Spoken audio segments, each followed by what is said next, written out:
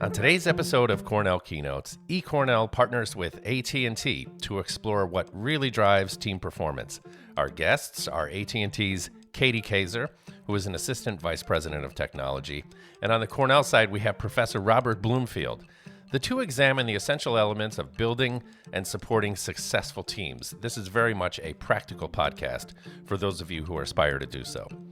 What's great about this discussion is that our experts take the opportunity to challenge common assumptions about teamwork, with Katie sharing her insights on emotional intelligence and real customer-centric leadership at AT&T, while Professor Bloomfield explores big-picture organizational systems, and also he delves into his signature specialty, accountability. Together, they reveal how a well-considered and motivated team can actually deliver on results, and just as importantly, be satisfied and happy in their work. You'll learn the difference between true collaborative teams and interdepartmental coordination, which is not the same.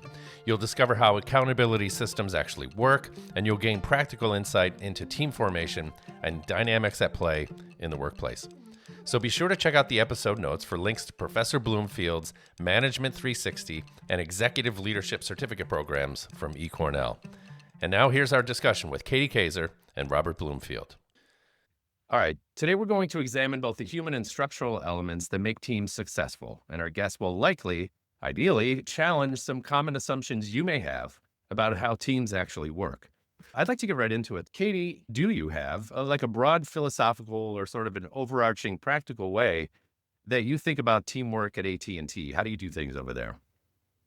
Gosh, teamwork is so important. In fact, there's not anything that I do in my day that is not with my team or thinking about my team or for my team. It is truly the core of what we do on the inside. And I would say on the outside, the core of what we do is for our customers. And so we truly believe that if we are doing the right thing by our customers, we're doing the right thing for our team members, then we're doing the right thing. And that's really just our core belief, period. You know, that's been my experience speaking to all of our friends at AT&T is customer centricity. There's no overstating it, right? It's the thing. Robert Bloomfield, how do you think about teamwork? Well, let me start by saying, Chris, you said we were going to challenge some assumptions, and I'm guessing there are a bunch of people here wondering why they're hearing from an accountant about teams. And so I want to just start by challenging your assumptions, not so much about teams, but about accounting. Because you might think it's all about numbers, but really the reason accountants care about numbers is because they are part of what we use, the toolkit we have to make people willing and able to live up to their obligations. That's really what accounting is about. And so when it comes to teams, the way we need to think about this is how do we make the team as a whole willing and able to live up to their team level obligations? And then you turn inside and how does the team make every individual willing and able to do their part within the team? And, Chris, you mentioned earlier accountability, and yes, that's a huge focus of mine. But accounting adds ability to accountability. Accountability is really about making people willing to do their jobs. But we really need to give them the assets they need, the resources they need, so they're able to do their jobs. And both of those teams just pose unique challenges. Speaking of accountability, we need some audience input on this. Yes, we have our questions and our prompts and our responses here among our this team that we have for this keynote, but actually the audience is a big part of this. Let's ask the audience, because we can fairly assume that we have a lot of people here who work in teams. So we're going to do a quick poll. Here's the question. Here's the prompt. Is your team's performance driven primarily by the people that are in it, in their particular talents or their expertise? Or is the performance driven by the situation or the systems that those people are put in? So I'm going to let that populate for just a moment. Any thoughts on this one? I'll just leave it open without steering our audience into one response or another. How do we talk about these kind of two dynamics? Because this is kind of a fresh one, and I think it's a cool perspective to kind of think about. Life isn't binary quite like we've done it right here, but I don't know. Any thoughts on the question itself, you guys? Well, I'll start with this because, we are a team. Chris and Katie and I are a team, and we got together to talk about this And one of the things I found really interesting is the difference in perspectives between Katie and me, because I'm really focused on that situation. As an accountant, I'm not going to be able to get in there and give someone the personal training they need to make them a better team member, but I can make sure that the team is put in the right situation, that they know what they have to do, that they're being held accountable in a reasonable way, they have the resources they need and all that. But Katie, I'll kick it over to you. You're more focused on the people. Yeah, it's definitely a bit of both, Rob. I'm very fortunate AT&T, they give us a lot of opportunity to support our own individual growth as well as our leadership growth. Most recently, we've been really focused on the emotional intelligence aspect of it, right? And what that brings to the table, strategic leadership, how to be an effective communicator. All of these things are really important as team members, but it's also important to have these skill sets as individuals. I kind of lend it to business acumen, core business acumen. Can you understand the root of what you're trying to solve for? And how do you bring that insight to a team to then determine how you move forward? And I truly think, again, kind of going back to my customer obsession, I think that at the end of the day, if we're thinking about what's important for the customer and then everybody's consensus from a team is driving to that outcome, then we're all going to be working for that same goal. And I do think that's a really important part of teamwork. Okay, good. We're going to look at these results. In short, people have won out in this case, right? You could see this. We don't have exact percentages, but we're, 20% more of our audience think that it's primarily driven by the people, their talents, their expertise, what they bring to the table versus the situational, systemic side of things. Anything further to say about this one from either of you two? I'm going to leave it open. Rob, did you cover the attribution component? Yeah, so I want to say those results don't surprise me at all. And as Katie said, both of these, right? You need both to make the team work. But I do just want to put a caution out there for those of you who are really focusing on the people. There's a very robust result in psychology called the fundamental attribution error. So attribution is about causality, who gets credit and who gets blame, or what gets credit and what gets blamed. And there's a really strong tendency for people, especially when they're looking at someone they don't know that well. They're much more likely to say the person succeeded or failed because of who the person is, because of their character, because they're smart or not, or, well-trained or not, or whatever it is. And it's very easy to forget the importance of circumstance, especially, again, for people who are far from you, that you don't really know that well. When it's ourselves, the bias changes a little. If we did well, it's because, I'm amazing. My mom tells me that all the time. And if I do poorly, well, I'm still amazing because my mom tells me. So it must be bad luck, tough circumstances, and so on. So you just, it's just a constant caution. Whenever you're going to blame someone, pause for a moment and ask whether it was the situation. We've already dived into the pool, but I want to step back and baseline the conversation. So how do each of you define what a team is? Rob, why don't we start again with you? Pulling from the academic literature, a team is a group of people who have frequent, close, and personal interactions within shared tasks. And that's the really important part, is it's got to be the shared task. Like if we're in a kitchen making bread and I go off and I mix the dough and I hand it to Katie and she, puts it in the oven and deals with it after that, we're not really a team. We are more like an internal supply chain, and I'm the supplier and Katie's the customer, and maybe she sends it on to someone else who's going to, put it in a pretty wrapper. It's only if we're, both getting our hands in that dough at the same time that we really become a team. Katie, over to you. Yeah, I really like that. It makes it meaningful and it makes it able to resonate with. I think for me, when I think about a team coming together, we have common goals and objectives. We are striving towards a common goal that we can clearly benchmark and say, hey, we're making progress. I do think part of our human nature is that we need acknowledgement. We need support along the way to say, hey, you're doing a good job, whether it's your mom or your boss or someone else, another teammate. And so I do think that's part of our human nature is like we can't just do the work all the time. We have to have the human element. We have to be there for each other. We have to trust each other. We have to have fun, right? I'm at work a lot during my day. I'm away from my family. And so I need to be having fun with the people that I work with and making sure that the things that we're working towards are the most important, most meaningful things that we can for our group and for our company. Very good. Time for audience input again. We're going to go back to the causality, the attribution type theme.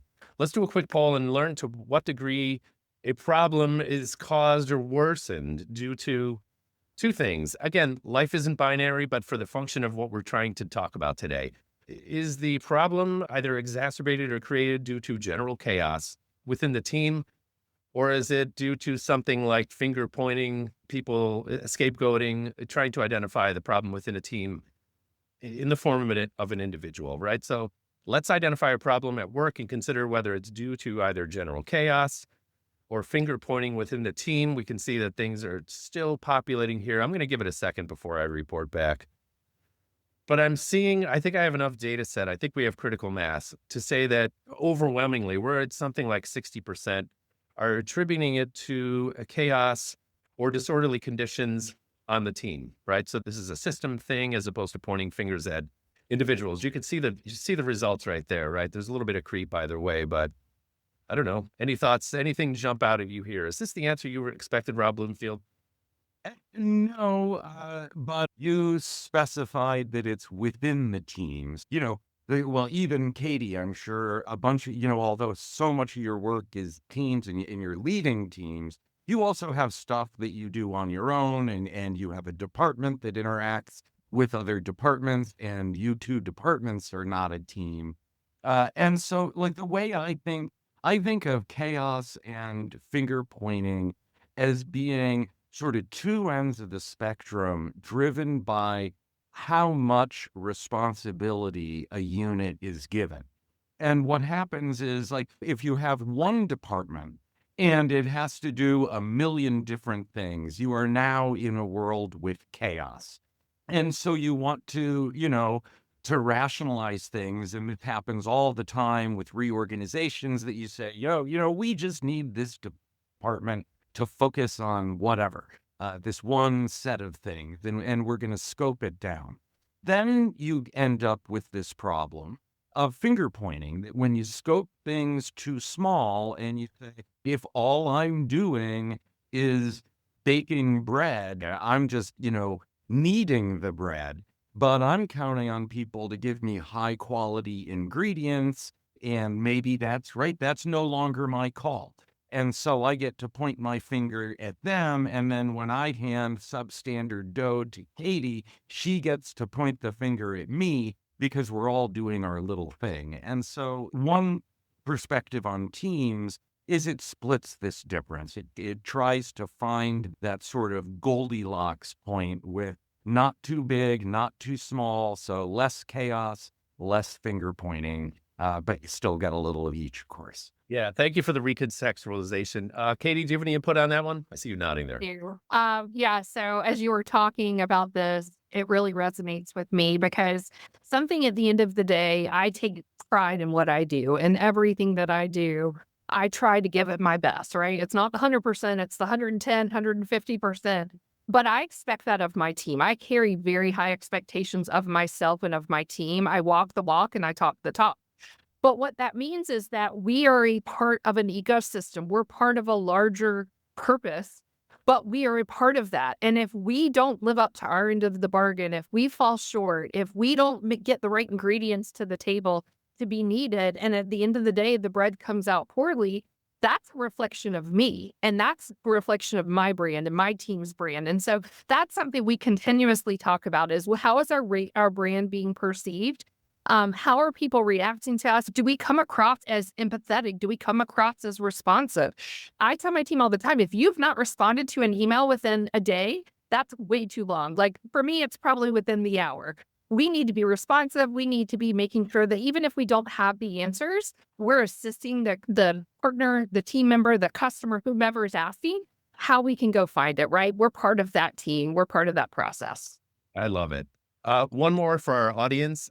This one's interesting. I'm going to ask it, but I'm going to ask you to unpack the responses for me based on what we see here. So I'm going to ask our audience, do you think performance at work would benefit more if your unit was structured more like a team or less like a team? I'm really interested to see how this outcome, what kind of results we get here. Let's sit tight because I think we're going to get a pretty reasonable data set pretty much right out of the gate here.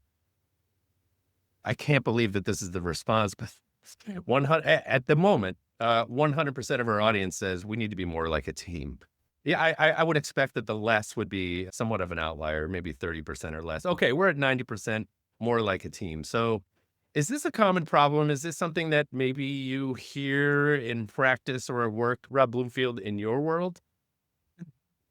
Being a professor is an unusual job. You wear all sorts of different hats. And I'll just say, right, I am a teacher, I'm a researcher, I'm a mentor, I'm right now chair of the accounting faculty, I'm on all sorts of committees, right? And I do things like this and develop eCornell courses.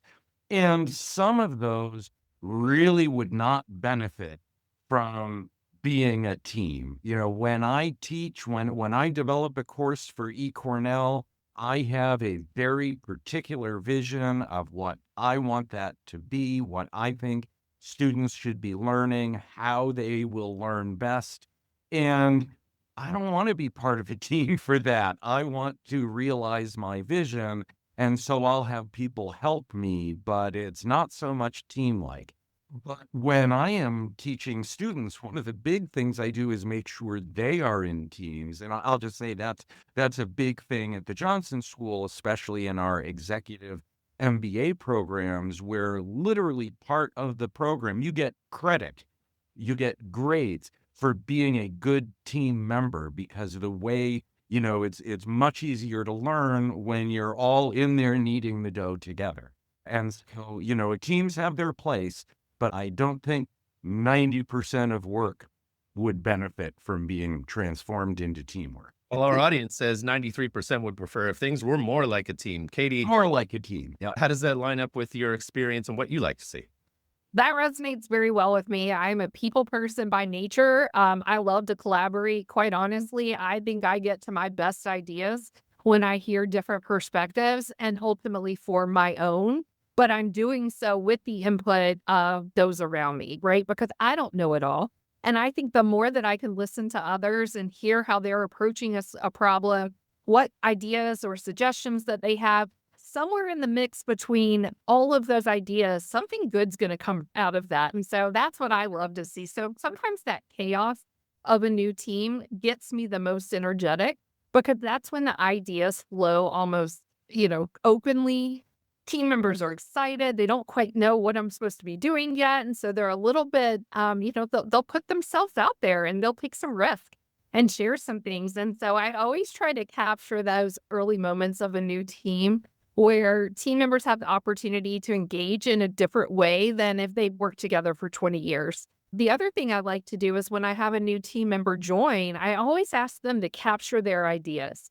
What are the things that stand out to you? What are the things that you're like, this is awesome? And then what are the things that you're like, this could probably use some help? Because I want to know those things. I think those, quite honestly, help me to become a better and stronger leader and ultimately a stronger, high-performing team by taking in that feedback.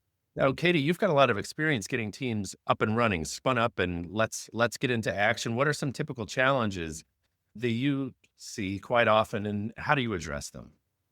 So I learned something back in grad school about the Tuckman ladder model, which is the forming, storming, norming, performing.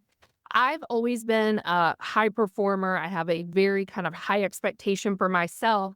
I didn't quite understand that there was this whole nuance to it. But once I understood that there were these stages and that was a very normal part of becoming a team, it made me feel so much better, because not everybody's going to get along. Not everybody's going to understand point of views. I think that when you think about a team getting together for that very first time, like I said, you're going to have excitement. You're going to have maybe a little apprehension. But then all of a sudden, you're going to start having opinions and ideas and maybe butting heads a little bit. And that sometimes can feel uncomfortable. But quite honestly, that's that chaos that I mentioned, that when you start seeing that, when people really start getting passionate about what they believe and how they believe it and how we should approach things, I think that's where the true goodness comes out. And that's where you see some of your best ideas. And then once you've been a team for a while, you can start kind of norming to that high performing team. Sorry. No, my bad. I saw Rob Bloomfield nodding so much. He needs to be let out of the gate. How do you respond to that one? Well, I want to go back to something Katie said right up front in that response, which is, I don't know it all. And you could add to that, I can't do it all. And that's really, when I think about developing a team, those 2 points, no one knows it all, no one can do it all, really it is a great guide to thinking about team development. So just to bring a little accounting in here from my management accounting for leaders course in eCornell, people have 2 types of assets that come with their role. And their role could be a team member. There are the assets that are assigned to them. So maybe you have people working under you, you've got your technology, you've got your space and your computing and all of these things that are assigned to you by your organization. And then you also have your personal assets, the features of yourself that you can't give someone else, your smarts, your strength, your expertise. They follow you around wherever you go. And it's those personal assets you really need to think about when you're developing a team, who has which expertise, who has which information and skills. And I'm really looking forward to hearing Katie talk more about emotional intelligence. But, there are a lot of different, very challenging personal interactions that you need to manage. And different personality types are going to be better at some than others. So, for example, accountability is a big thing. If someone in your team messed up, there's got to be someone who has the skills, those, personal abilities to make it clear they messed up, to figure out how to have that not happen again and not ruin these relationships that are so difficult to build and easy to destroy with a couple poorly chosen words. Now, the person who's good at that is probably not the person who's like, rah, let's motivate everyone, and today's the day, and we can do this. It's probably a different person. So you need to think about all the personal assets that people might bring and make sure you have a working recipe. Katie Keser, I want to give you a chance to respond before I take some audience questions here. Yeah, I love that. Quite honestly, I think about strengths and weaknesses all the time, both personally, professionally, individually, as a group. When I find myself struggling with something, maybe a perceived weakness or an area of opportunity, I like to surround myself with those that I feel are stronger because I can learn from them. And they complement me, right? And so similarly, if there's something I know I'm very strong at, I'm very strong at the people side of things, the relationships, building rapport and trust. I try to get the team members that I feel may be less confident with those types of skills and include them in meetings so they can see how I'm using it in conversation. They can see how I'm using it in my relationships because I truly believe we can teach someone, we can tell them they can do training, but to see it in action brings a whole new level of understanding. And I try to bring that situational awareness to not put myself in those situations to learn personally, but also with my team and those that I mentor. I've got a question from listener Joe, who chimes in and asks, this is a little bit of a side quest. We may be getting ahead of ourselves a little bit, but I want to hit this one while it's in, because some of the things Joe brings up, we've just been talking about. Joe asks, how are teams compensated at AT&T? Is there an individual performance component? Does the entire team get rewarded equally based on team outcomes? I have concerns about the free rider effect. Katie, how would you address that one? So it's not a simple, straightforward answer. There's multiple ways that teams, depending on the role, the responsibility that you have, we obviously have some team members who are in a sales role or on some type of commission. For my team specifically, we do have an individual component. We set goals at the beginning of the year. We check in quarterly, maybe even more frequently, that says, how are we doing to those goals? We have the opportunity, if you're truly standing out amongst your peer group and you're doing things above and beyond, I, as a leader, have the opportunity to give that credit and acknowledgement to my team members in a variety of ways. I can give them a kudos. I can send them a note, opportunities through leveraging some of our brand stores. So we have different ways that we try to recognize and celebrate our team members. The financial aspect of it is, of course, one of those. I think, to answer your question about the freeloaders, I think that's an important part of what leaders do, is they see when you have a team member that may not be pulling their weight. They need to be working with that person to figure out what is going on. Is there something deeper, right? What's the root cause? Is it a lack of understanding? Is it a lack of skill? Is it a lack of will? Or maybe there's just something else personally going on with that person. And then I also think it's up to every single team member to hold each other accountable. I talk about this a lot with my team. I can't be the only one holding us accountable. As a team, we have to collectively be doing that. And that sometimes means my team's coming to me saying, hey, you didn't live up to your end of the bargain here. I need you to go and do this. And they have every right to do that. We are part of the team. We've all agreed to different goals and to different commitment, and we have to lean in and do those together. What does the accountant say? So I want to talk medieval history for a minute here and talk about a practice called frank pledge. So in medieval times, there were no police, right? You had your nobles and your knights and things like that, but it's not like you had your police walking down the street and checking on things. And so to deal with crime, what these places would do, and this is all across Northern Europe and Britain, they'd go to some small village somewhere, and they'd say, okay, you all need to form groups of 10 households. And if anyone in those 10 households is found guilty of a crime, anyone in those 10 could be held accountable.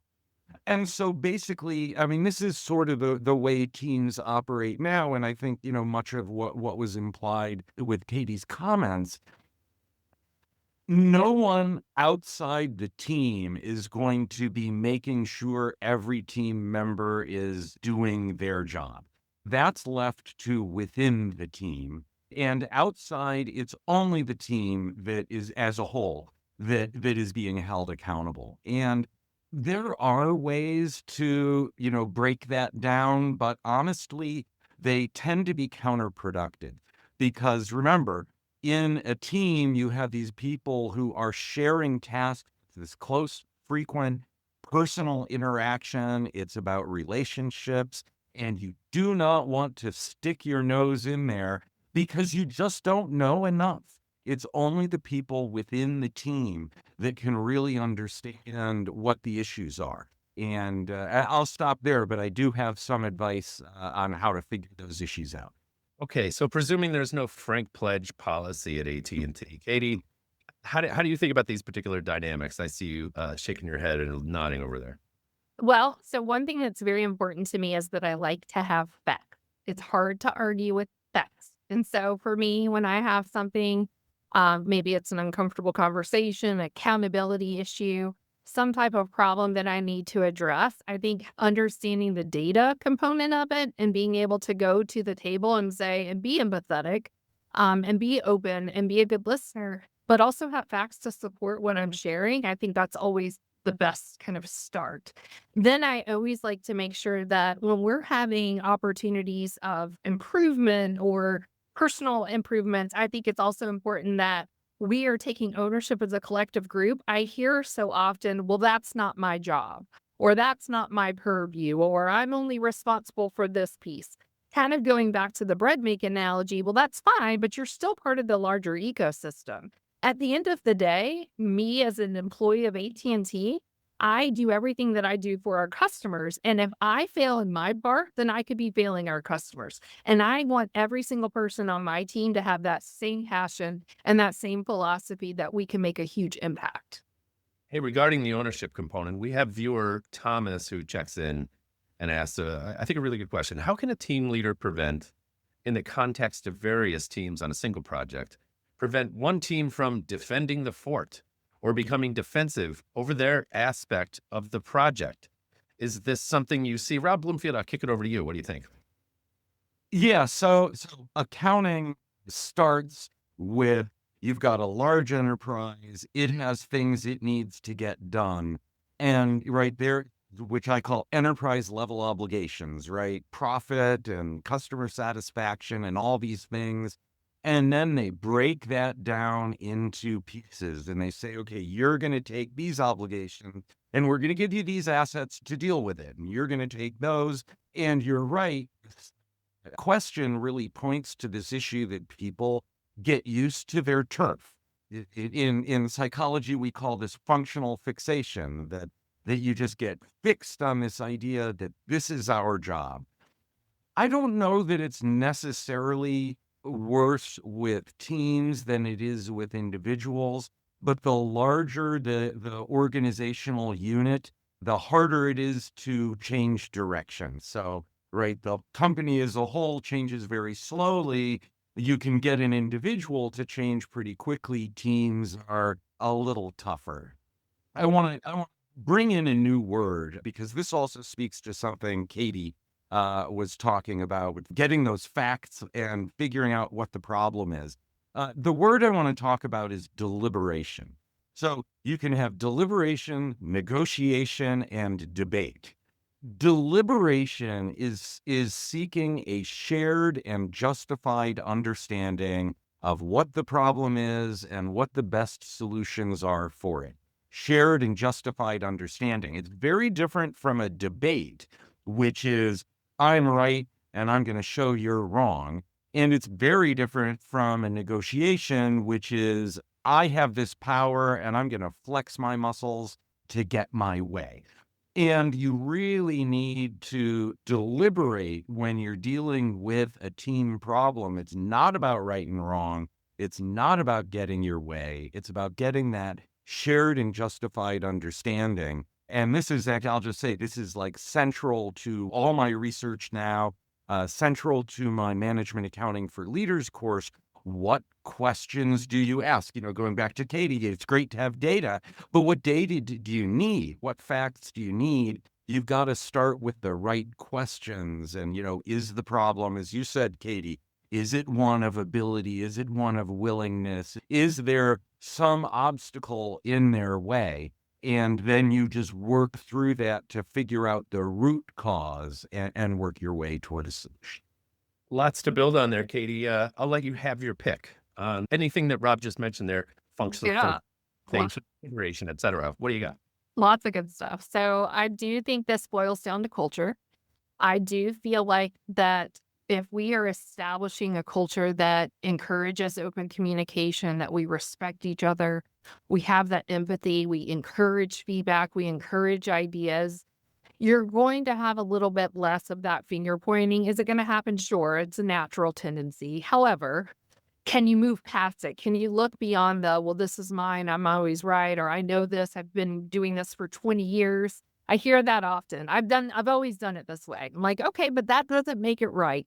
And so I am very, very quick to challenge those around me. Are we looking at this with an enterprise mindset? This isn't a marketing decision or a sales decision or a technology decision. We need to be looking at this as a company and as an enterprise mindset. What's the right thing for our shareholders? What's the right thing for our customers?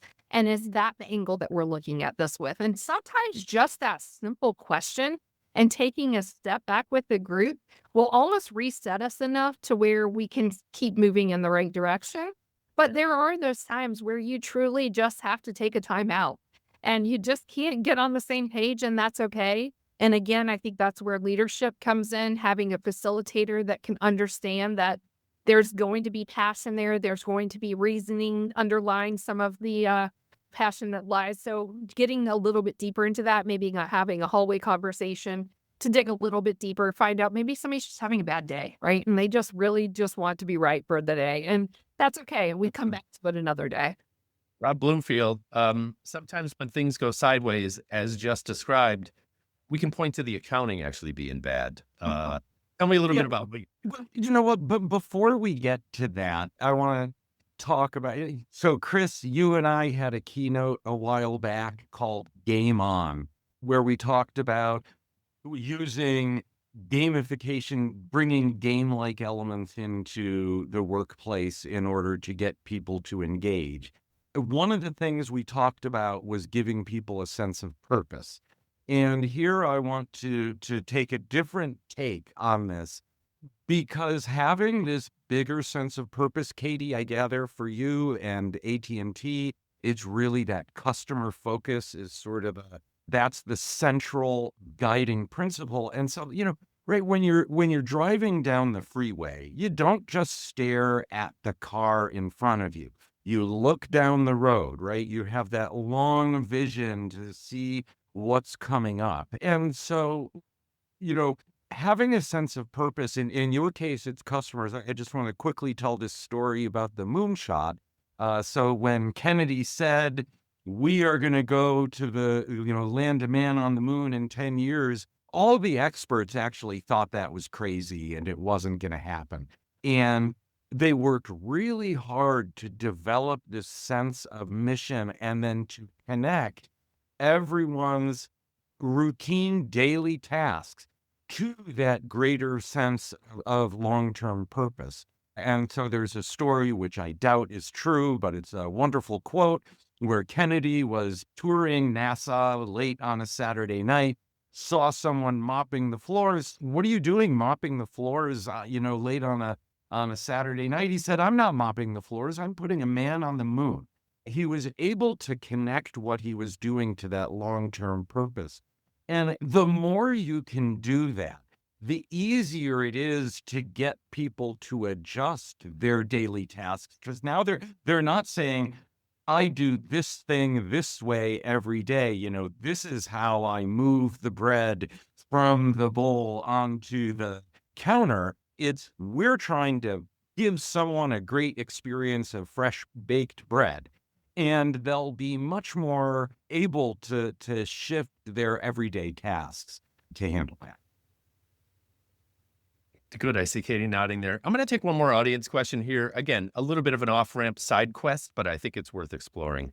We have a question in from Carolina who asks, Katie, I'd love to hear your thoughts. If you're the only woman on a team within a male-dominated department, I'm uncertain the dynamics on your side, Katie, but what soft skills or leadership qualities do you think are most important to develop in order to lead effectively? What has served you in your career, Katie Keser? That is a great question. I have actually been in that scenario before where I've been the only woman. I've actually been both a team member and a leader in that scenario. And I would say the number one thing that to this day I know that is critical to my success is my confidence. I have to know that what I'm talking about, I know what I'm talking about. I'm passionate about what I believe in. There is a reason that I'm in the room with them. And so I have to keep that confidence no matter what, because sometimes conversations, you may feel overshadowed or you may feel like, hey, I don't have all the answers, but it would just be like any human being is in the room, right? Just because they're all men or all women shouldn't change the way you feel and how you feel about the knowledge that you're bringing to the table. So having confidence is one. I also say trust your gut, right? And so if you have not gotten into an opportunity to build relationships and rapport, these are people. And so spending time with them outside of work, getting to know them a little bit better, that relationship also just helps you to understand there's a human element to this. And that also helps to, in my opinion, build rapport and trust that doesn't necessarily or naturally come right out the gate. Thank you. Lovely. Thank you, Carolina, for that question. Let's talk about the elephant in the room that happens, or, that is there every time we have one of these conversations. We're 5 years on since COVID, but let's talk about team types. I think it's worth exploring really quickly here. Everyone is either part of a remote, an in-person, or a hybrid team. I don't know, any challenges, particular opportunities that you see now that we've been doing this for a little bit? Rob Bloomfield, any thoughts on this one?